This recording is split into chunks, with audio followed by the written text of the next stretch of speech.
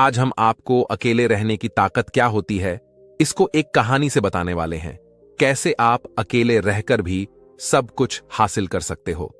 तो दोस्तों, इस वीडियो को पूरा देखना। मैं दावे के साथ कह सकता हूं कि इस वीडियो को देखने के बाद आप अकेले रहने की ताकत के बारे में जान जाएंगे। तो चलिए शुरू करते हैं। एक छोटे से गांव में एक बुद्ध अपना आश्रम बनाकर रहा करते थे। उनका चलन दूर दूर के गांवों तक था, क्योंकि उनका ज्ञान देने का तरीका दूसरे लोगों से काफी अलग था। शुरुआत में वह अपने शिष्यों को उपदेशों के माध्यम से ज्ञान देते थे। उसके बाद वह अपने शिष्यों को उस ज्ञान का अनुसरण करके अपने व्यावहारिक जीवन में उतारने को कहते थे। दोस्तों, एक बार उस आश्रम में एक राजा अपने बेटे को लेकर पहुंचता है। राजा ने उस बुद्ध से प्रार्थना की और कहा कि आप मेरे बेटे को अपने आश्रम में रहने दें और उसे अपना शिष्य बनाकर अपने तरीके से उसे ज्ञान दें। बुद्ध ने मुस्कुराते हुए कहा कि आज से तुम्हारे बेटे की सारी जिम्मेदारी मेरे कंधों पर है। फिर राजा वहां से चला जाता है। बुद्ध उस राजा के बेटे को समझाते हुए कहते हैं कि यहां दूर दूर से गरीब और अमीर लोगों के बच्चे आते हैं, लेकिन अगर तुम अपने आप को दूसरों से महान समझोगे तो तुम ज्ञान ग्रहण नहीं कर पाओगे। अगर तुम्हें ज्ञान ग्रहण करना है तो तुम्हें दूसरों की तरह अपने आप को साधारण समझना होगा। यही ज्ञान ग्रहण करने की सबसे पहली सीढ़ी होती है। इतना कहने के बाद बुद्ध उस बच्चे को सारे शिष्यों से मिलाते हैं, लेकिन बच्चों ने राजा को जाते हुए देख लिया था। इसीलिए सभी बच्चे समझ गए थे कि यह बच्चा राजा का बेटा है। इसी वजह से आश्रम के सभी बच्चे राजा के बेटे की तरफ आकर्षित हो गए। जब बुद्ध राजा के बेटे को लेकर टहल रहे थे तो राजा का बेटा अचानक फूट फूट कर रो होने लगा, क्योंकि अभी वह सिर्फ 12 वर्ष का था और 12 वर्ष की आयु में उसके पिता उसे अपने से दूर करके चले गए थे। यह सदमा वह बच्चा सहन नहीं कर पा रहा था। वह नहीं समझ पा रहा था कि उसके पिता उसकी भलाई के लिए उसे उस बुद्ध के पास छोड़कर गए हैं। उसे रोते हुए देखकर बुद्ध ने कहा कि बेटा, मैं तुम्हें चुप नहीं कराऊंगा। हो सकता है कि आज मैं तुम्हारे आंसू पोंछ दूं, लेकिन कल तुम फिर अपने आप को अकेला पाओगे। याद रखना, जीवन में इंसान अकेला ही आता है और अकेला ही जाता है। जितनी जल्दी जो इंसान इस बात को समझ लेता है, उतनी जल्दी वह इंसान आत्मज्ञान के रास्ते पर निकल जाता है। बुद्ध ने अपनी बात आगे बढ़ाते हुए कहा कि जो इंसान अकेला रहना सीख लेता है वही खुद से प्यार कर पाता है, और जो खुद से प्यार करना जानता है वह किसी के भी जाने का अफसोस नहीं करता, क्योंकि वह खुद से ही प्यार करता है। फिर बुद्ध उस लड़के से कहते हैं, धीरे धीरे तुम आश्रम के माहौल में ढल जाओगे। शुरुआत में तुम्हें समस्या आ सकती है, लेकिन कुछ दिन बाद तुम्हें यही जगह बहुत अच्छी लगने लगेगी। इतना कहते ही फिर बुद्ध उस शिष्य को अपने साथ लेकर आश्रम में वापस लौट आए। उस शिष्य को भी सांत्वना मिली, क्योंकि बुद्ध की आंखों में एक पूर्व शांति झलक रही थी।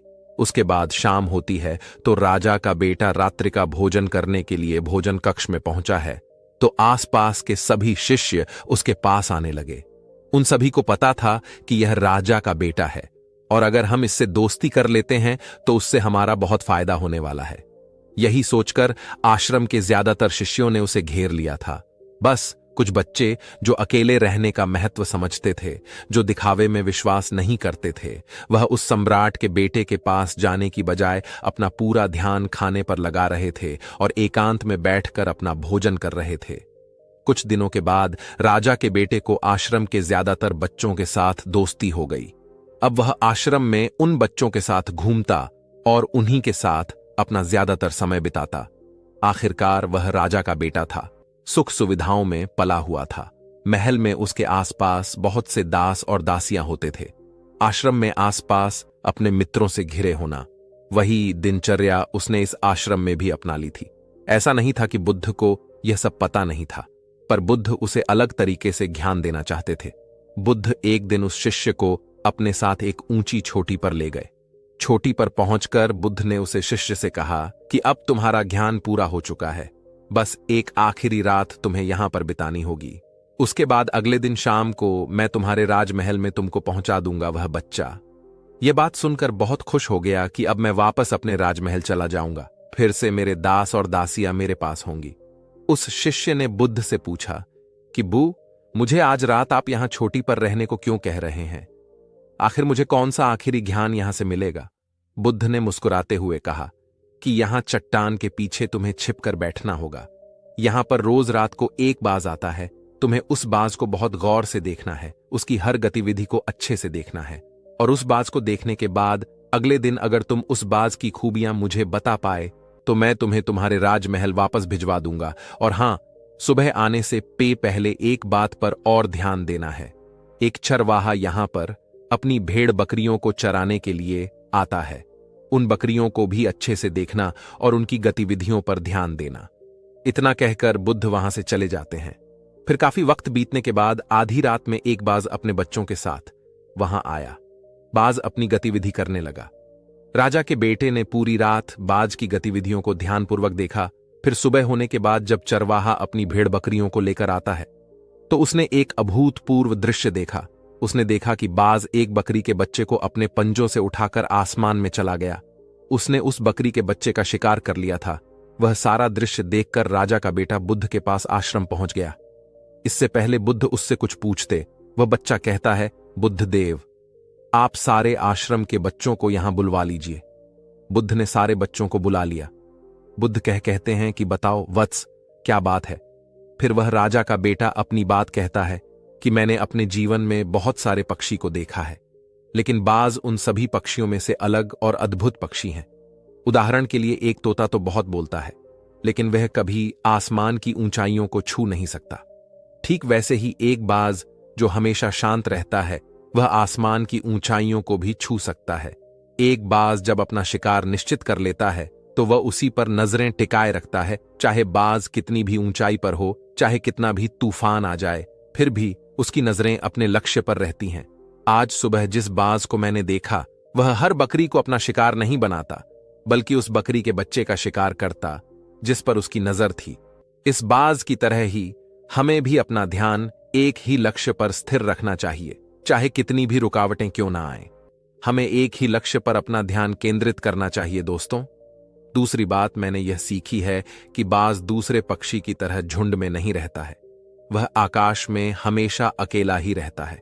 इससे हमें यही सीख लेनी चाहिए कि छोटे सोच वाले लोगों के साथ कभी नहीं रहना चाहिए। आखिरकार हम भी वैसा ही बन जाते थे हैं। इसलिए महान लोगों के साथ रहो या अकेले रहो, क्योंकि जब हम अकेले रहते हैं तो अपनी ताकत और कमजोरियों को अच्छे से जान पाते हैं। हम अपनी कमजोरी को जानकर उसे दूर कर सकते हैं और अपनी ताकत को जानकर उसका सही से उपयोग कर सकते हैं। लेकिन यह तभी संभव होगा जब हम अकेले रहना सीखेंगे। दोस्तों, तीसरी बात, हमें यह सीख लेना चाहिए कि बाज हमेशा अपनी सीमाओं से ऊपर रहता है। जब तूफान आता है तो हर एक पक्षी अपने घोंसले की ओर भागता है, लेकिन बाज ही एक ऐसा पक्षी है जो अपनी सीमाओं को पार करके तूफान से लड़कर बादलों के ऊपर चला जाता है। वह तब तक ऊपर उड़ता रहता है जब तक कि तूफान शांत ना हो जाए। बाज अपनी सीमाओं को इसलिए हटा पाता है क्योंकि वह समस्याओं के आने पर घबराता नहीं है, बल्कि उसे एक सकारात्मक नजरिए से उसका सामना करता है। इसी तरह हमारे जीवन में कितनी भी रुकावटें क्यों ना आ जाएं, हमें उसका सामना करना चाहिए, ना कि डर कर भागना चाहिए। चौथी बात है, हमें यह सीखना चाहिए कि बाज अपने घोंसले में घास के कोमल तिनके नहीं रखते। जो तिनके कोमल हो जाते हैं वो उन्हें निकाल कर फेंक देते हैं। उसी तरह चाहे आपको कितनी भी आरामदायक जिंदगी क्यों ना मिली हो, उससे ऊपर उठकर आलस्य को दूर करके जीवन में मेहनत करते रहना चाहिए। जीवन में शारीरिक मेहनत और पसीना बहाना चाहिए, जिसे आप मजबूत बनते चले जाएंगे। हर रोज अपने आप को चुनौतियां दो, हर दिन मुश्किलों का सामना करो, क्योंकि यही मुश्किलें आपको मजबूत बनाएगी। आपने जंगल में लोमर्डों को झुंड में शिकार करते हुए देखा होगा, लेकिन एक बाज हमेशा अकेला ही शिकार करता है। जानता है कि झुंड में रहना हौसला तो देता है, लेकिन साहस छीन जाता है। यह बातें बोलकर फिर से राजा का पुत्र बकरियों की विशेषता बताता है। वह कहता है कि बकरियां हमेशा झुंड में ही चलती हैं। उन्हें झुंड में एक साथ चलने से हिम्मत मिलती है, लेकिन जैसे ही उन पर शिकार होता है, बकरियां तीतर बितर हो जाती हैं। उनमें से एक भी बकरियां अपनी साथी की मदद के लिए नहीं आती हैं। इससे हमें यह सीख मिलती है कि हमारे साथ चाहे कितने भी लोग हो, कि किसी पर यकीन मत करना। यकीन करना है तो सिर्फ अपने पर करो। क्योंकि बुरा समय आने पर बकरी की तरह लोग भी तीतर बितर हो जाएंगे और आपको पता भी नहीं चलेगा। इतना कहते ही राजा के पुत्र ने बुद्ध को प्रणाम किया और बोला, हे बुद्ध, अगर मेरे से कोई सीख बाकी रह गई हो तो कृपा करके आप बता दें। बुद्ध ने सभी बच्चों से कहा कि जो अभी इस बच्चे ने बताया यह सारी बातें सही हैं, लेकिन यह सारी खूबियां तभी आप में आएगी जब आप अकेले रहने का अभ्यास करेंगे। आपने देखा होगा कि बाज कभी भी दूसरे पक्षी की तरह झुंड में नहीं रहता। वह आसमान में अकेला उड़ता रहता है और अकेले रहने के कारण वह अपनी ताकत और कमियों को जान पाता है और खुद को और ज्यादा मजबूत बना लेता है। उसको पता होता है कि यह तूफान तो जा चुका है, लेकिन दूसरा आने वाला तूफान इससे भी खतरनाक हो सकता है। इसलिए बाज पहले से ही खुद को शक्तिशाली बना लेता है। ठीक वैसे ही अगर आप भी दोस्तों से घिरे रहते हो तो आपको अपनी ताकत का पता नहीं चलेगा। आप जो भी काम करना शुरू करोगे आपके लगेगा आपके दोस्त मदद कर देंगे, पर यह गलत बात है दोस्तों। कुछ काम आपको अकेले रहकर भी करने होंगे। कभी कभी ऐसा समय आता है कि आपके पास कोई नहीं होगा आपका साथ देने वाला। तब आपको याद आएगा कि इससे अच्छा तो मैं खुद से ही कर लेता। तो दोस्तों, आपको भी बाज की तरह स्ट्रांग बनना होगा, तभी आप जिंदगी में सफल होंगे। इस दुनिया में आपके घर वालों को छोड़कर कोई दूसरा आपका साथ नहीं देगा। यदि आपके साथ कभी गलत हो तो आपको बाज की तरह बनना होगा, तभी आप खुद से और दुनिया से लड़ सकते हो। नहीं तो आज के समय में आपका पड़ोसी भी आपका बुरा करना चाहता है। दोस्तों, आपको जो भी काम करना हो खुद से करो, किसी के साथ का इंतजार मत करो, खुद से ही काम पर लग जाओ। आप एक दिन कामयाब जरूर होंगे। इतना कहकर बुद्ध ने अपनी बात खत्म करते हुए कहते हैं कि मैं आज रात इस राजा के बेटे को इसके राजमहल में वापस पहुंचा दूंगा, क्योंकि इसकी सिख यहीं पर खत्म होती है। और यह कहकर बुद्ध राजा के बेटे को उसके राजमहल छोड़ आए। अकेलापन एक ऐसा शब्द जिससे सब घबराते हैं। अगर मैं कहूं कि आपको अकेले रहना है तो आप परेशान हो जाएंगे, क्योंकि हमें इसकी आदत नहीं है, ना ही हम ऐसा करना चाहते हैं। बदलते जमाने के साथ लोगों का रहन सहन तो बदल ही रहा है, साथ ही जीने का तरीका भी बदल रहा है। कई लोग ऐसे हैं जो किसी मजबूरी में, जैसे नौकरी इत्यादि के कारण अकेले रहते, तो कई लोग ऐसे हैं जो अपनी मर्जी से अकेले रहना पसंद करते हैं, अपने काम को सच्ची लगन से अकेले ही करते हैं। जो लोग अपने मर्जी से अकेले रहते हैं उनमें कुछ अलग ही गुण होते हैं। ऐसे लोग जीवन में सफलता जल्दी कर लेते हैं। अकेले रहने के फायदे अगर आपने समझ लिया तो समझो आपने पूरी जिंदगी समझ ली। अकेले रहना किसी के लिए वाकई कम नहीं है अकेले रहने का, लेकिन यह भी मतलब नहीं है कि हम अपने घर परिवार मित्रों से दूर रहे। अकेले रहने की भी एक कला है जो आगे आपको इस कहानी में पता चलेगा। अकेले रहने का यह मतलब है एकांत में रहकर अपने काम को, अपने सम्मान को, अपने प्रतिष्ठा को, अपने अंदर झांकने की कला को, अपने उज्जवल भविष्य को आप कैसे आगे बढ़ा सकते हैं, उसके बारे में जानना। हम अकेले रहने के उन 7 अमूल्य गुणों के बारे में भी जानेंगे। इस कहानी के माध्यम से एक व्यक्ति एक गुरु के पास आया और बोला, गुरुदेव, मेरे दुख का कारण क्या है? वह गुरुदेव बहुत ही बड़े ज्ञानी व्यक्ति थे। गुरु ने कहा, अपने आप को चीजों से चिपका लेना, चीजों को पता कर लेना और उन चीजों के प्रति आसक्त होकर उसके पीछे भागना ही तुम्हारे दुख का कारण है। उस व्यक्ति ने गुरु को धन्यवाद किया और कहा, गुरुदेव, आपने तो मेरी समस्या का समाधान कर दिया। मैं इतने दिनों से अपनी समस्या का समाधान चाहता था। आपका धन्यवाद गुरुदेव। यह कहकर वह व्यक्ति वहां से जाने लगा। तभी गुरुदेव ने कहा, पूरी बात तो सुन लो। उस व्यक्ति ने कहा, नहीं गुरुदेव, आपका इशारा मिल गया, बस वही काफी है और समझदार को इशारा ही काफी होता है। 1 महीने के बाद वह व्यक्ति फिर से गुरु के पास आया। इस बार उस व्यक्ति का हाल बहुत ही बुरा था। वह बहुत ही दुखी था और सीधे गुरु के चरणों में गिर गया और कहा, गुरुदेव, आपने जो कहा था मैंने वैसा ही किया, पर मुझे यह सुख नहीं मिला, मुझे तो और दुख मिल रहा है। गुरु ने उस व्यक्ति से पूछा, तुमने ऐसा क्या किया? व्यक्ति ने कहा, मुझे अपने परिवार वालों से, मित्र रिश्तेदारों से दुख मिल रहा था। मैंने उसे छोड़ दिया और छोड़कर चला गया। 2-4 दिन तो मुझे अच्छा लगा, पर धीरे धीरे मुझे उनकी याद आने लगे। अपने माता पिता, अपनी पत्नी, अपने बच्चे याद आने लगे, रिश्तेदार, यहां तक कि अपने शत्रु भी मुझे याद आने लगे। इतना दुखी तो मैं उनके पास रहकर भी नहीं था। जितना मैं उनसे दूर होकर हो गया। इसलिए आज मैं वापस अपने घर जाने के लिए निकला था और आपके पास आ पहुंचा। आपने मुझे इतनी गलत सलाह क्यों दी? गुरु मुस्कुराए और गुरु ने कहा, तुम परिवार को छोड़कर भागे, मित्र, रिश्तेदारों, हर तरफ की शक्तियों को भी छोड़कर भागे। पर यह तुम्हारी गलत फहमी थी कि तुम छोड़कर भाग रहे हो, वास्तव में तो तुम उन्हें लेकर भाग रहे थे। व्यक्ति ने कहा, पर गुरुदेव, मैं तो किसी को अपने साथ नहीं लाया। गुरु ने कहा, जो चीज हमें दुख देती है वह कहीं बाहर नहीं होती, यहां तक कि जो हमें सुख देती है वह अभी बाहर नहीं होती। ये सब परिवार वाले रिश्तेदार, मित्र, शत्रु, ये सब कहां बसते हैं? ये सब हमारे मन में बसते हैं। और जब तुम भागे तो तुम अपने मन को साथ लेकर भागे, और तुम्हारे मन में ये सब तुम्हारे साथ भाग रहे थे तो तुम इनसे कहीं दूर गए ही नहीं। जब जो चीजें मन में बसी हो और वह आसपास हो, वह हमें बहुत लगता है, पर वह बहुत कम होता है। और जब हम इन चीजों से दूर हो जाते हैं, यानी छोड़कर भाग जाते हैं, तब मन उन चीजों को पाने के लिए फिर से प्रयास करने लगता है, और तब यह चीजें बहुत ज्यादा दुख देती हैं, जैसा तुम्हें हो रहा। व्यक्ति ने कहा, तो गुरुदेव, मैं क्या करूं?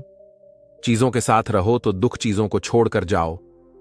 तो दुख क्या मैंने सिर्फ दुख उठाने के लिए ही जन्म लिया है? गुरु जोर से हंसने लगा और कहा, यह बात बिल्कुल सत्य है।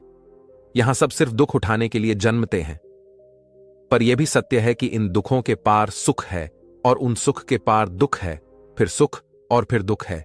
जिन चीजों में हमें सुख नजर आता है वह दुख देते हैं, और जिनमें दुख नजर आता है वही सुख का कारण बन जाते हैं।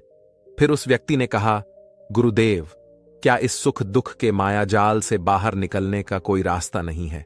गुरु ने कहा, रास्ता तो है, मगर तुम इसी दुनिया में रहना चाहते, इन सब के साथ रहना चाहते ते हो, तो तुम्हें एक काम करना होगा। तुम ऐसे ही रहो जैसे कि तुम इस दुनिया में अकेले हो, सबके साथ रहो पर अकेले रहो। व्यक्ति ने कहा, पर गुरुदेव, यह कैसे हो सकता है? गुरु उस व्यक्ति को एक जगह पर ले गए जहां एक मेला लगा हुआ था। वहां बहुत भीड़ थी। गुरु ने कहा, देखो, अपने आसपास यहां किसी को जानते हो क्या? व्यक्ति ने कहा, नहीं, यहां तो कोई भी मेरी जान पहचान का नहीं है। गुरु ने कहा, क्या तुम यहां अकेले हो? व्यक्ति बोला, हां गुरुदेव, बिल्कुल अकेला। गुरु ने कहा, नहीं, तुम्हारे मन में कुछ चल रहा है, तुम अकेले नहीं हो। व्यक्ति ने कहा, हां, मैं जल्दी से जल्द अपने घर जाना चाहता हूं, अपने पत्नी से, अपने बच्चों से, अपने माता पिता से मिलना चाहता हूं, अपने मित्रों से मिलना चाहता हूं, वही मेरे मन में चल रहा है। गुरु ने कहा, अब यह सब भूलकर आंखें बंद कर लो और अपना ध्यान यहां होने वाली आवाजों पर लगा दो। व्यक्ति ने ऐसा ही किया, और जैसे ही उसने अपनी आंखें बंद की और सारा ध्यान वहां हो रही आवाजों पर लगा दिया, उसे एक अकेलापन, एकांत महसूस हुआ। उसे लगा कि वह इतनी बड़ी भीड़ में भी अकेला है। सभी आवाजों के ऊपर ध्यान लगाने के कारण किसी आवाज का कोई महत्व नहीं था, बस आवाज ही थी और हुआ था। उसने अपनी आंखें खोली और कहा, गुरुदेव, यहां तो मैं बिल्कुल अकेला हूं, सब है पर कुछ नहीं है। गुरु ने कहा, बस इसी तरह अकेले होना है। तुम रहो सबके साथ भीतर से, लेकिन अकेले रहो, साथ में सब हो पर मन में कोई ना हो। जिसने इस तरह से अकेले जीना सीख लिया, उसे कभी जीवन में दुख नहीं होगा, उसे चीजें दुख नहीं देगी, वह हर चीज में आनंद की प्राप्ति कर सकता है। गुरु ने आगे कहा, महान सफलताएं अकेलेपन से ही शुरू होती हैं। अकेलापन ही हमें उनसे मिलाता है। अपने अकेलेपन को नकारात्मक मत समझना, बल्कि उसे एकांत समझकर खुद को जानने का प्रयास करो। जब तुम्हें एकांत पसंद आने लगे तो समझो तुम्हारा वास्तविक वजूद तुमसे मिलना चाहता है, इसलिए अपने इस एकांत प्रेम का सम्मान करो। गुरु बोले, मैं तुम्हें 7 ऐसी खूबियों के बारे में बताता हूं जो अकेले रहने वाले लोगों में पाई जाती है और उन्हें दूसरों से अलग बेहतर बनाती है। गुरु ने कहना शुरू किया, पहली खूबी जो एकांत में रहने वाले लोगों में पाई जाती है वह यह है कि ऐसे लोगों की तुलना में खुद के प्रति ज्यादा जागरूक होते हैं। वह खुद के भाव और आचरण के बारे में ज्यादा गहराई से जानते हैं। ऐसा इसीलिए होता है क्योंकि जब हम अकेले होते हैं तो हमें खुद के बारे में सोचने का काफी समय मिल जाता है, जिससे हम खुद के व्यवहार को अच्छे से समझ पाते हैं। एकांत में रहने वाले लोग खुद की कमजोरी और ताकत को भी अच्छे से जान पाते, जिससे वह दूसरे लोगों की तुलना में किसी भी खराब परिस्थिति का सामना ज्यादा अच्छे से कर सकते हैं। फिर गुरु ने कहा, अकेले रहने वाले लोगों की दूसरी खूबी है कि यह सकारात्मक सोच वाले लोग होते हैं। देखो, जब बहुत से लोग हमारे साथ होते हैं तो वहां एक दूसरे से तुलना, जलन, घमंड, लालच जैसे को विचार अपने आप ही मन में आने लगते हैं। फिर इंसान इन विचारों के बस में आकर उल्टे सीधे काम करने लगता है। हालांकि ऐसा नहीं है कि एकांत में रहने वाले लोगों के मन में यह विचार नहीं आते, लेकिन क्योंकि वह अकेले हैं, इसने दूसरों से तुलना, जलन, घमंड जैसे विचार उनके मन में दूसरों की तुलना में थोड़ा कमाते, साथ ही अकेले रहने की वजह से उन्हें खुद के बारे में सोचने का ज्यादा समय बीता है, जिससे वह अपने नकारात्मक विचारों को पहचान कर उन्हें कम कर सकते हैं, जिसके कारण ऐसे एकांत में रहने वाले लोग ज्यादा सकारात्मक होते हैं। इसलिए अकेले रहने वाले लोगों की तीसरी खासियत यह है कि यह लोग ज्यादा अनुशासित और आत्मनिर्भर होते, क्योंकि अकेले रहने वाले लोगों को अपनी ज्यादातर काम खुद से ही करने पड़ते हैं। इसलिए यह दूसरों की तुलना में ज्यादा आत्मनिर्भर होते हैं। साथ ही ऐसे लोगों को दूसरों का काम भी पसंद नहीं आता। यह अपना काम खुद करने पर ही भरोसा करते हैं। साथ ही यह लोग कोशिश भी करते हैं कि दूसरों से कम सहायता लेनी पड़े, पर क्योंकि ऐसे लोग आत्मनिर्भर और अपने काम को लेकर स्पष्ट होते हैं, ऐसे लोग अनुशासित भी होते हैं। यह लोग अपने समय की कद्र करते हैं और दूसरों का भी समय बर्बाद नहीं करते। अकेले होने की वजह से ऐसे लोग एक निश्चित दिनचर्या का पालन भी करते हैं, जिससे यह लोग ज्यादा व्यवस्थित होते हैं और यह भी इनके अनुशासित होने का एक कारण है। फिर गुरु ने आगे कहा, अकेले रहने वाले लोगों की चौथी खासियत यह है, यह लोग किसी भी चीज के बारे में बड़ी बारीकी से और गहराई में जाकर सोच सकते हैं। अकेले रहने वाले लोगों की यह सबसे बड़ी खासियत होती, इसलिए जितने भी लेखक, कवि और बड़े बड़े कहानियों के रचयिता हैं, उन सभी को एकांत में रहना पसंद था, क्योंकि जब कोई व्यक्ति एकांत में होता है तो अपने अंदर की आवाज सुन पाता है। जितने भी बड़े आविष्कार हुए हैं, उन सब की शुरुआत एकांत में हुई थी, क्योंकि एकांत में रहकर ही किसी भी चीज के बारे में बड़ी बारीकी से सोचा और समझा जा सकता है। गुरु ने कहा, एकांत में रहने वाले लोगों के बारे में खूबी यह है कि इनका व्यक्तित्व सबसे अलग हटकर होता है। वह लोग ज्यादातर दूसरे लोगों के साथ रहते हैं। यह अकेले रह ही नहीं पाते, वह कितनी भी कोशिश कर रहे, लेकिन जाने अनजाने में सही, लेकिन दूसरे के व्यक्तित्व का कुछ हिस्सा उनके अंदर आ ही जाता है। दूसरों की आदतें, दूसरों के विचार उनके अंदर प्रवेश कर ही चाहते हैं, जिससे उनके व्यक्तित्व में वह अनूठापन, वह निरालापन नहीं आता था।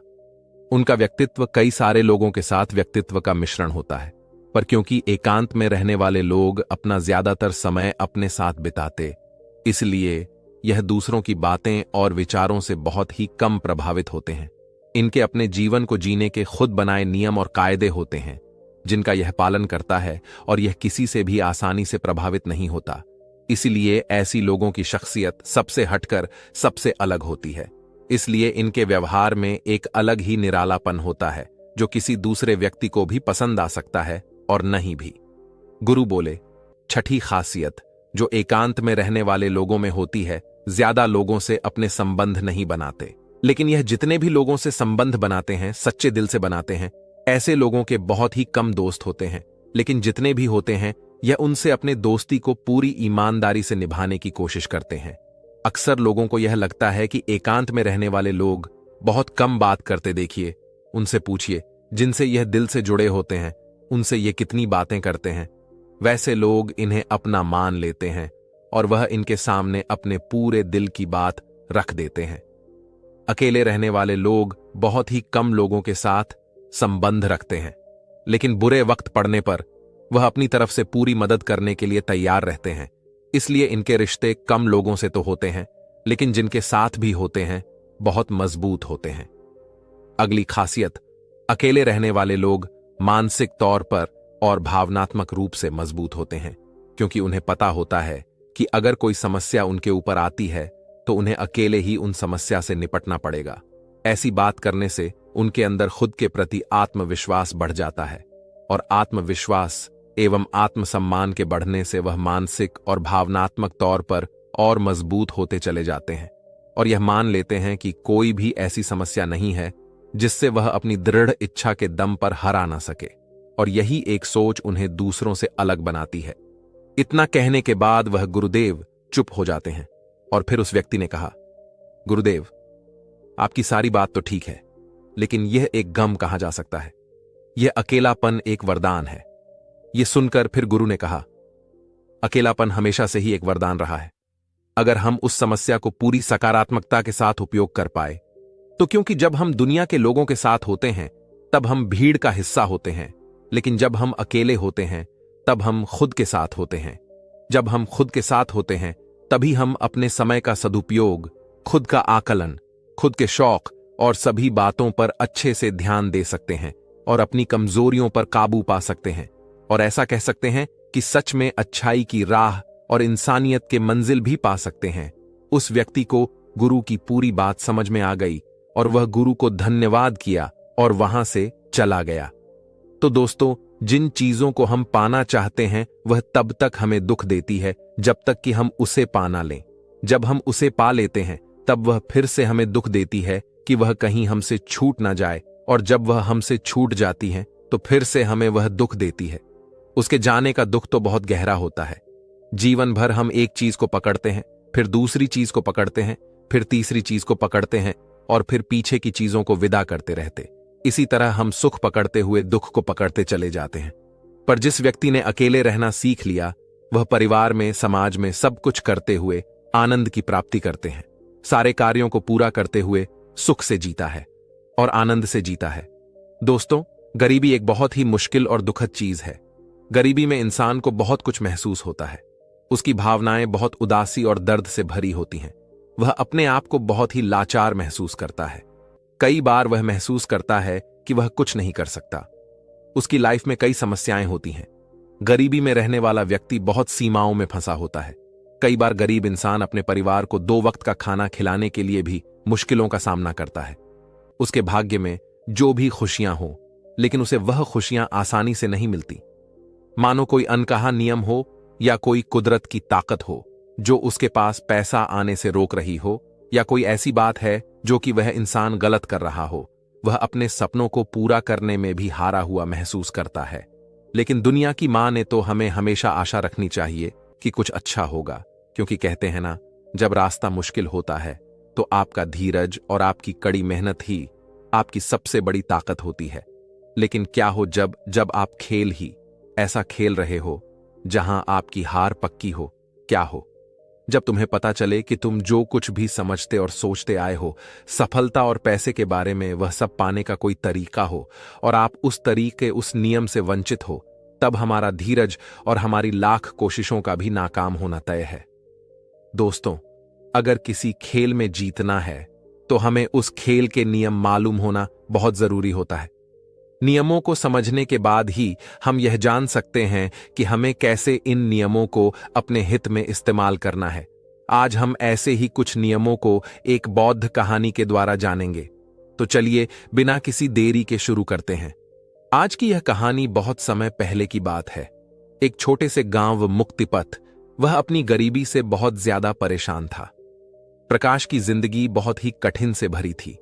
वह एक गरीब परिवार से था और उसके पास आर्थिक समस्याएं थीं, जिन्होंने उसे बहुत परेशान कर दिया था। वह एक छोटे से किराना दुकान में काम करता था, लेकिन उसकी कमाई इतनी थी कि घर के आर्थिक बोझ को सहना मुश्किल हो रहा था। एक दिन परेशान होकर वह छोटा मन करके एक पेड़ के नीचे बैठा रो रहा था। रास्ते में उसे उसका एक पुराना मित्र मिला। इस मित्र से मिलने पर उसका चेहरा खुशियों से भर गया, क्योंकि वह अपने दोस्त से बहुत समय बाद मिल रहा। बचपन से ही प्रकाश अपने इस प्रिय मित्र से करीब था। वह दोनों बहुत ही खुश हो गए थे। उसका मित्र पूछता है, प्रकाश, तुम कहां जा रहे हो और आजकल क्या कर रहे हो? तब प्रकाश ने उदास मन से अपनी सारी परेशानी अपने मित्र को बताई कि कैसे वह गरीबी से परेशान है और अपने घर वालों की जरूरत भी नहीं पूरी कर पा रहा। 2 वक्त की रोटी कमाना भी उसे बहुत मुश्किल हो गया है। तब उसके मित्र ने उससे कहा, मित्र, घबराओ मत, यहीं पास में एक गुरु है, वह तुम्हारी मदद जरूर कर सकते हैं। तुम्हें एक बार उनके पास जाना चाहिए। अपने मित्र की बात सुनकर प्रकाश उस गुरु के पास पहुंच जाता है और उनसे कहता है, गुरु, इस दुनिया में कुछ लोग इतने सफल हैं कि करोड़ों अरबों कमा रहे हैं, जबकि कुछ लोग ऐसे भी हैं जिन्हें गरीबी की वजह से एक वक्त की रोटी भी नसीब नहीं होती। आखिर ऐसा क्यों होता है? भगवान तो सबका एक ही है, चाहे अमीर हो या गरीब, सेहत तंदुरुस्त हो या बीमार, और फिर चाहे वह किसी भी जाति का हो। आखिर वह तो सबका भगवान है, तो फिर वह ऐसा क्यों करता है? किसी को ढेरों पैसा दे देता है तो वही किसी को भूखा रखता है। उस गुरु ने उस व्यक्ति की बात सुनी और बोले, बच्चा तुम बिल्कुल सही कह रहे हो, वह भगवान हम सभी का है, चाहे वह कोई भी हो, किसी भी जाति का हो, लेकिन हम भी तो सब उसी की परछाई हैं, तो फिर हम सभी को एक समान होना चाहिए। लेकिन हम भी तो सब एक समान नहीं है, एक जैसे नहीं है, आपस में लड़ते हैं, झगड़ते हैं, तो भला वह हमें एक जैसा क्यों बनाएगा? ये तो सोचने की बात होती है। अच्छा, तुम मुझे एक बात बताओ, माना कि तुम्हारे दो बच्चे हैं, एक बहुत ही समझदार है और वहीं दूसरा बच्चा सही नहीं है। वह नशा करता है, पैसा बर्बाद करता है। फिर तुम्हारे पास तुम्हारे दोनों बच्चे आते हैं और तुमसे कुछ पैसा मांगते हैं, जो कि तुम्हारे पास उतने ही पैसे हैं, तो तुम पैसा किसे दोगे? जाहिर सी बात है, तुम पैसा उसे ही दोगे जो पैसे की अहमियत को जानता है, उसे कैसे खर्च करना है, या उससे कैसे और ज्यादा पैसा के लिए 3 काम करो। पहला, अपने लक्ष्य को एक काग कमाया जा सकता है जो इस बात को जानता है। यकीनन तुम पैसा उसे ही दोगे, ना कि उसे दोगे जो पैसा बर्बाद करता है। नशा के लिए तुम क्या कर सकते हो? करता है, पैसे की अहमियत नहीं समझता, तुम पैसा उसे बिल्कुल नहीं दोगे। भगवान भी ऐसा ही करता है। मैं यह नहीं कहता कि तुम नशा करते हो या तुम गलत हो, बल्कि मेरे कहने का मतलब यह है कि तुम यह नहीं जानते कि पैसा कैसे मैनेज किया जाता है। और जो अमीर लोग होते हैं वह पैसे को करना जानते हैं। उनकी कुछ अच्छी आदतें भी होती हैं, कुछ उनके नियम होते हैं जो अमीर को और अमीर बना देती है और गरीब को और गरीब।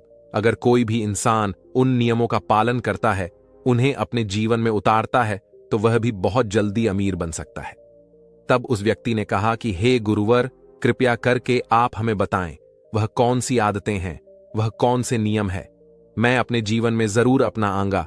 तब उस गुरु ने कहा कि ठीक है बच्चा, आज मैं तुम्हें उन नियमों में से 13 नियमों के बारे में बताऊंगा जिन्हें अपनाकर तुम भी सफल लोगों की लिस्ट में आ सकते हो और खुशहाली से भरा जीवन जी सकते हो।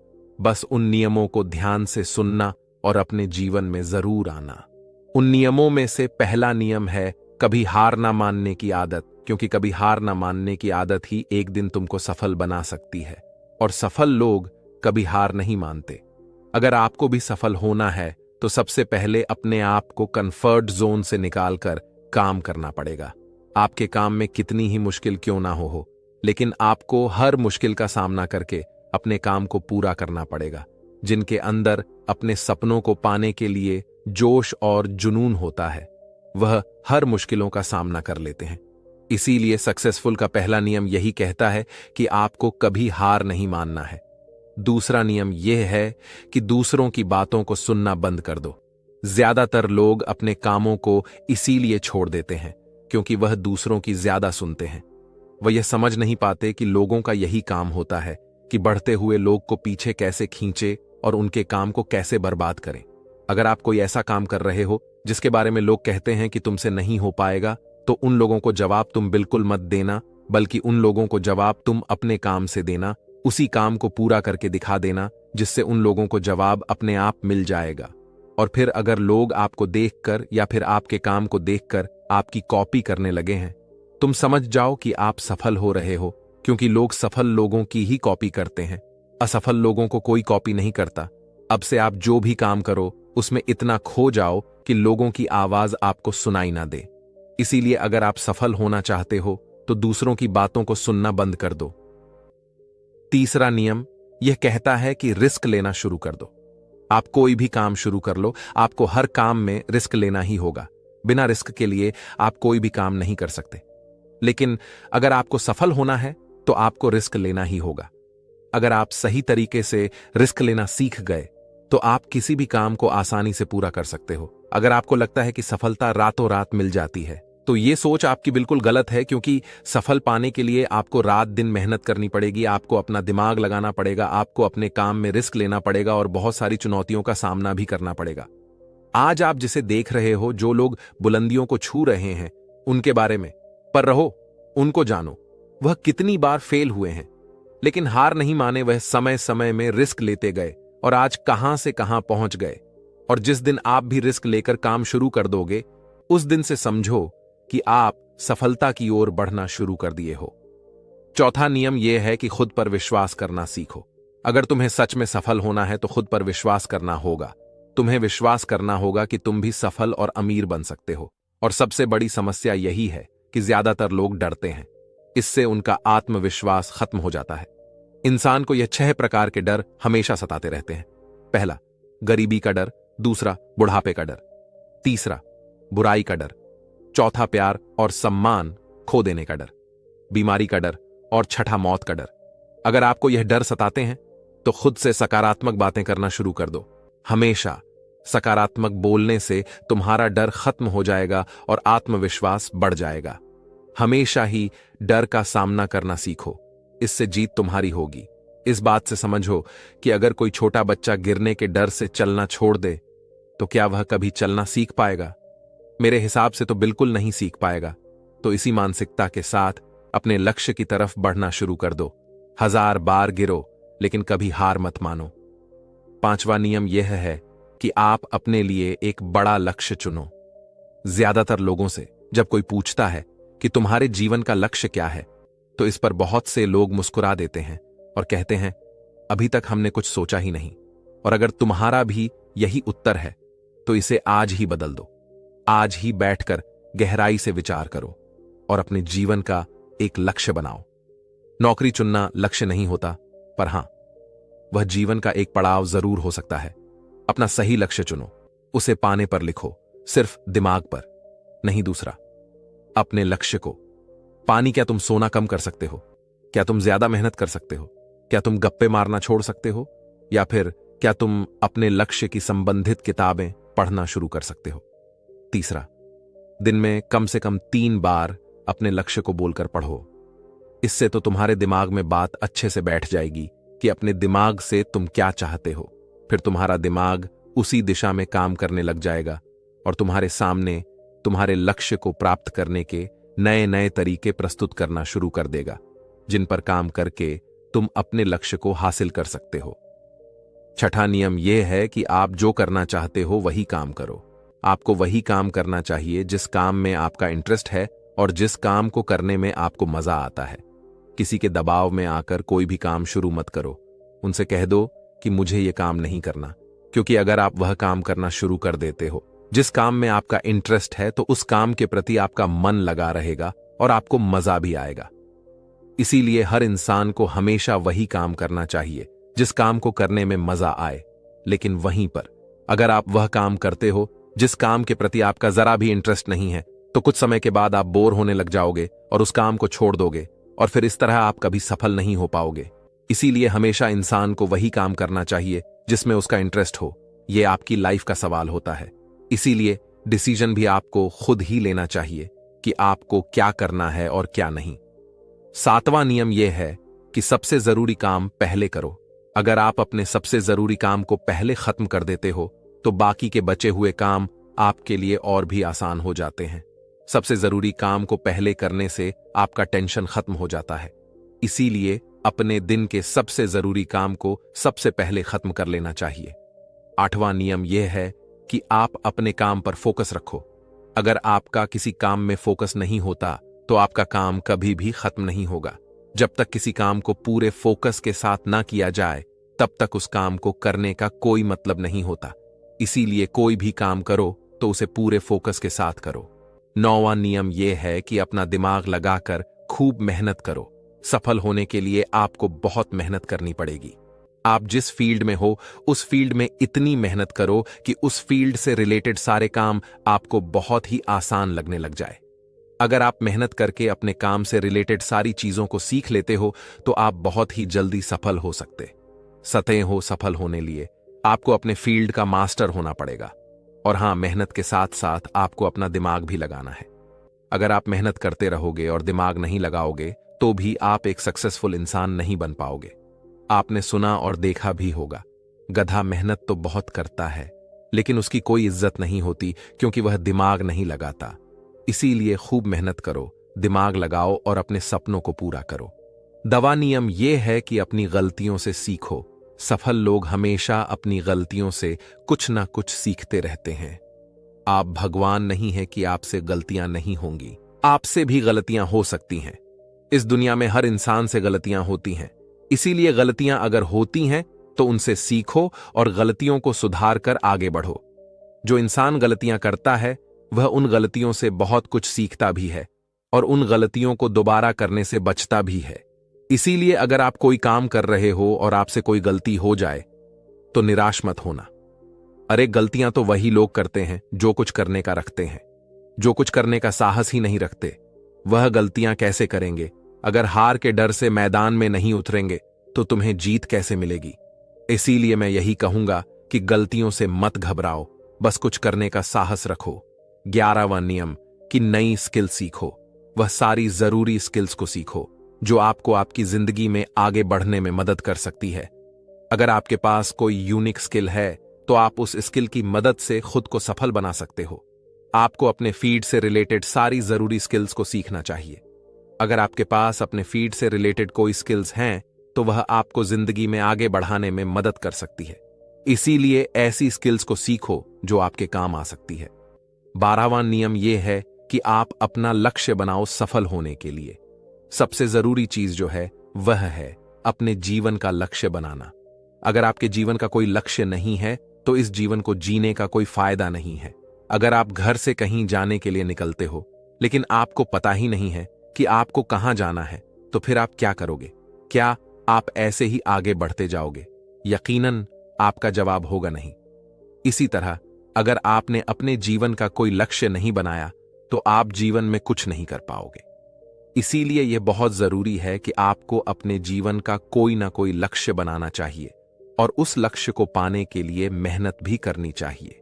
इसीलिए अभी के अभी अपना कोई लक्ष्य बनाओ और उसे पूरा करने के लिए प्लान बनाओ और फिर आज और अभी ही काम पर लग जाओ। 13वां और आखिरी नियम यह है कि लोगों की मदद करो।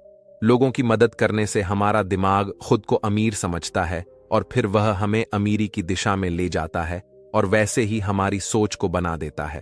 और यह बात तो हम सभी जानते हैं कि जैसे हमारी सोच होती है हम वैसे ही बन जाते हैं।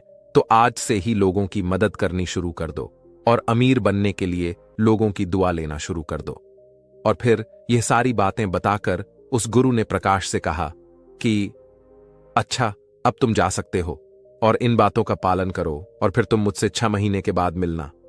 प्रकाश ने भी गुरु का धन्यवाद किया और वहां से चला गया। बढ़ते हैं दूसरा कहानी की तरफ। दोस्तों, प्रकृति ने हमारे शरीर को 5 तत्वों से बनाया है, लेकिन कलयुग के इंसानों ने उसमें एक तत्व और जोड़ कर दिया और वह है पैसा। पैसे से सब चीज नहीं खरीदी जा सकती, लेकिन पैसे से बहुत कुछ खरीदा जा सकता है। एक संत एक गांव में प्रवचन दे रहे थे कि पैसे के पीछे मत भागो, यह माया का दलदल है और इसके दलदल में जो फंस गया वह पूरी जिंदगी दुखी रहता है। और वहां बैठे सभी लोग इसी बात पर तालियां बजा रहे थे। उन्हें यह बात नहीं पता थी कि यह संत इस बात को बोलने के लिए पैसा लेता है। यही तो माया का खेल है जो कि इस दुनिया में बहुत कम लोग जान पाते हैं, और जिसने जान लिया उसे इस माया ने बुलंदियों की चोटी पर पहुंचा दिया। दोस्तों, आज के समय में पैसा कमाना इतना मुश्किल नहीं है जितना मुश्किल उस पैसे को संभालना है। इस दुनिया में बहुत लोग ऐसे होते हैं जिनके पास कुछ पैसा क्या आ जाता है, वह लोग घमंडी जाते हैं। वह लोग पैसे के नियम को जानते ही नहीं है। आप लोग जानते होंगे कि सरस्वती की तस्वीर हमेशा बैठी हुई रहती है और लक्ष्मी की तस्वीर हमेशा खड़ी हुई अवस्था में। सरस्वती यह कहती है कि मैं जल्दी आऊंगी नहीं, और यदि मैं आ गई तो जाऊंगी नहीं, क्योंकि ध्यान इतनी जल्दी से अर्जित नहीं किया जा सकता। और यदि एक बार हमने ज्ञान अर्जित कर लिया तो वह हमसे कोई छीन नहीं सकता। लेकिन लक्ष्मी का यह नियम होता है कि वह जल्दी आ भी जाती है तो जल्दी चले भी जाती है। यदि किसी इंसान को सही तरीके से रखना नहीं आया तो बहुत जल्दी उस घर से निकल जाती है। आज की इस कहानी के अंदर मैं आप लोगों को 6 ऐसे खर्च बताऊंगा जिसको आपको आज से और अभी से बंद कर देना चाहिए, तो ही आप पैसे के सही नियम को समझ पाएंगे। आप कितना कमाते हो यह जरूरी नहीं, जितना भी कमाते हो उसमें से आप अपना खर्चा इन 6 जगहों पर काम कर दो। धीरे धीरे आपके घर में पैसा रुकना शुरू हो जाएगा। खुद को लगेगा कि सच में हमारे घर में पैसा रुकना शुरू हो गया है। और अमीर बनने का सबसे सबसे पहला रास्ता यही होता है कि अपने खर्च को कम कर दो और ज्यादा पैसे कमाने का तरीका ढूंढो। तो चलिए जानते हैं इस कहानी के माध्यम से कि वो कौन से 6 ऐसी जगह हैं जहां हमें पैसा नहीं खर्च करना चाहिए। तो आइए कहानी शुरू करते हैं। कहानी अच्छी लगे तो कमेंट बॉक्स में नमो बुद्धा लिखकर वीडियो लाइक करना ना भूलें। एक बार की बात है, एक गांव में 2 औरत रहती थीं। एक के पास एक भैंस थी तो दूसरी के पास एक बकरी थी। जिसके पास भैंस थी वह औरत किसी भी चीज को संभाल के रखना नहीं जानती थी। उसकी भैंस दूध तो बहुत देती थी, लेकिन उसने दूध की कीमत कभी समझी ही नहीं। वह सारा दूध घर की बिल्ली को पिला देती थी, दूध को ऐसे ही खर्च कर देती थी। दूध को किस तरीके से सही उपयोग में लिया जाता है वह औरत जानती ही नहीं थी। और जिसके पास बकरी थी वह दूध की कीमत जानती थी, इसलिए वह दूध के एक एक बूंद को बचाकर रखती थी और उससे दही जमाकर घी निकल लेती थी और धीरे धीरे वह बहुत सारा घी इकट्ठा कर लेती थी। अब जिसके पास भैंस थी उसने दूध की अहमियत कभी जानी ही नहीं थी। उसने कभी दूध से घी निकलने के बारे में सोचा ही नहीं था। एक दिन उसके घर मेहमान आ गए और मेहमानों को सूखी रोटी नहीं खिलाई जा सकती थी, तो इसलिए वह औरत बकरी वाली औरत के पास जाकर आधा किलो घी ले आती है। वह औरत यह कहकर घी लाती है कि मैं जल्द ही अपनी भैंस के दूध का घी निकालूंगी तो तुम्हें वापस कर दूंगी, और वह बकरी वाली भरोसे उसको घी उधार के तौर पर दे देती है। अब वह भैंस वाली औरत मेहमानों को खाना खिला देती है। उसके बाद बहुत दिन निकल जाते हैं लेकिन वह घी वापस नहीं करती। अब बकरी वाली औरत भैंस वाली औरत के पास जाती है और कहती है कि मैं तुम्हें एक बार घी दिया था तो मैं वह घी वापस लेने आई हूं। यह सुनकर वह औरत कहती है, कौन सा घी? तू भला मुझे घी कैसे दे सकती है? मेरे पास तो भैंस है और तेरे पास तो बकरी है, और मैं भला तुझसे उधार क्यों मांगूंगी? मेरे पास तो इतनी अच्छी भैंस है और उसका तो बहुत सारा दूध होता है, मैं तो खुद उससे दूध निकल लूंगी, मैं भला तुझसे क्यों लूंगी? यह कहकर वह घी देने से मना कर देती है। इतना सुनकर बकरी वाली औरत वापस आ जाती है, क्योंकि उसको पता था कि कोई भी उसकी बात पर विश्वास नहीं करेगा, क्योंकि उसके पास तो भैंस है। लेकिन फिर भी उसने कई लोगों से बोला पर उसका किसी ने विश्वास नहीं किया। सबका जवाब एक सा था कि भला भैंस रखने वाला इंसान बकरी रखने वाले से घी उधार क्यों लेगा। एक दिन उस गांव में एक गुरु आए तो बकरी वाली औरत उन गुरु जी के पास गई और सब कुछ बता दिया। उसके बाद गुरु ने भैंस रखने वाली औरत को बुलवाया और फिर वह भी अपनी बात बताते हुए कहती है कि गुरुदेव, ये झूठ बोल रही है, मेरे पास तो भैंस है तो मैं इससे घी उधार क्यों लूंगी। अब फैसला गुरु को करना था कि भैंस वाली औरत ने घी उधार लिया है या नहीं, क्योंकि बकरी का दूध बहुत कम होता है और भैंस का बहुत ज्यादा, तो क्या जरूरत हो गई कि घी उधार लेना पड़ जाए। अब गुरु बहुत देर सोचते हैं और उसके बाद दोनों औरतों को बुलाकर एक एक लोटा पानी देकर कहते हैं कि जाओ और इससे अच्छे से हाथ पैर धोकर आओ। एक लोटा पानी देखकर भैंस वाली औरत कहती है कि गुरुदेव, सिर्फ एक लोटा पानी से हाथ पैर कैसे धो पाऊंगी। लेकिन बकरी वाली औरत उस लोटे को लेकर चली जाती है और वह अच्छे से अपने हाथ पांव धोती है और कुछ पानी बचा भी आती है और वापस गुरु के पास आ जाती है। लेकिन वह भैंस वाली औरत लोटा लेकर जाती है और सिर्फ हाथ धोकर लोटे को वापस लेकर आ जाती है। जैसे ही दोनों लोटों को रखा जाता है तभी गुरु कहते हैं कि भैंस रखने वाली औरत ने बकरी वाली औरत से घी उधार लिया था और उसे घी वापस करना चाहिए। अब जो गांव के लोग पास में बैठे थे उन्होंने कहा कि गुरु जी, इससे कैसे सफे होता है कि घी भैंस वाली औरत ने उधार लिया है। तो गुरु जी कहते हैं कि जरा इन लौटों को ध्यान से देखो, इस औरत ने पानी बचा भी लिया और हाथ पैर भी धो लिए। यह होती है किसी चीज की अहमियत को समझना। और दूसरी औरत ने सिर्फ हाथ धुलकर ही लौटे का सारा पानी खत्म कर दिया, क्योंकि उसको इस पानी की कीमत नहीं पाता थी। और जिस चीज की हमको कोई कदर नहीं होती वह भले हमारे पास कितनी भी अधिक क्यों ना हो, वह नष्ट हो ही जाती है। यदि हमारे पास कोई चीज बहुत ही कम है और हमको उसकी कदर है तो जरूर उससे हम फायदा ले सकते हैं।